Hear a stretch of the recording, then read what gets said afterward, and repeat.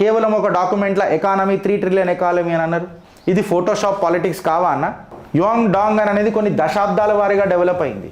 సరే మీ దగ్గర పోర్ట్ లేదు, మూసే సముద్రం అంటవచ్చు, హుసేన్ సాగర్లో సాగర్ ఉంది కదా అదే సాగర్ అంటవచ్చు, నేను కాదని అంటలేను.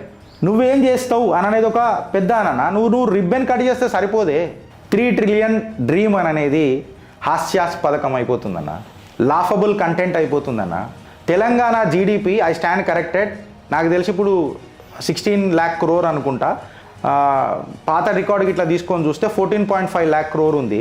మళ్ళీ 3 ట్రిలియన్ రీచ్ కావాలనంటే నీకు దగ్గర 250 లక్షల కోట్లు కావాలనంటే స్టేటు 22 సంవత్సరాల పాటు 15 to 17% లైవ్ గ్రోత్ ఇట్లా ఉండాలా. టకటక్ మోడల్ అంటాం చూడు మీ రాహుల్ గాంధీ అన్నట్టు 15 to 17% 22 సంవత్సరాలు రెగ్యులర్గా గ్రోత్, కన్సిస్టెంట్గా growth, sustained growth without supervision మోడ్లో గ్రోత్ ఉంటే 3 ట్రిలియన్ ఎకానమీ అవుతుంది. To the GSDP what ever you have today. నీ ఖజానా బ్యాంక్రప్ట్ అయి కూర్చున్నది, ఇన్ఫ్రాకి ఫండ్ లేకపోయి, ఇరిగేషన్కి ఫండ్ లేకపోయి, క్యాపిటల్ ఎక్స్పెండిచర్కి ఫండ్ లేకపోయి, నీ స్కాలర్షిప్లు ఇస్తలేవు, పెన్షన్లు ఇస్తలేవు, రైతు భరోసాలు మిస్ అవుతున్నాయి, అన్ని యూటర్న్లు కొట్టి నడుపుతున్నావు, ఇండస్ట్రీలకు డైరెక్ట్గా ధమ్కీలు పడుతున్నాయి, పిఆర్ స్టంట్లు జరుగుతున్నాయి. ఎట్లా రైజింగ్ డాక్యుమెంట్ అవుతుంది అని చెప్పి నేను మాట్లాడుతున్నాను. ఫిజికల్ డిఫిషియట్ ఇవన్నీ ఎట్లానా అన్నా?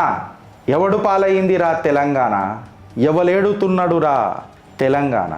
జై తెలంగాణ అనంటే తేల్ లగాకే జానా కాదన్నా.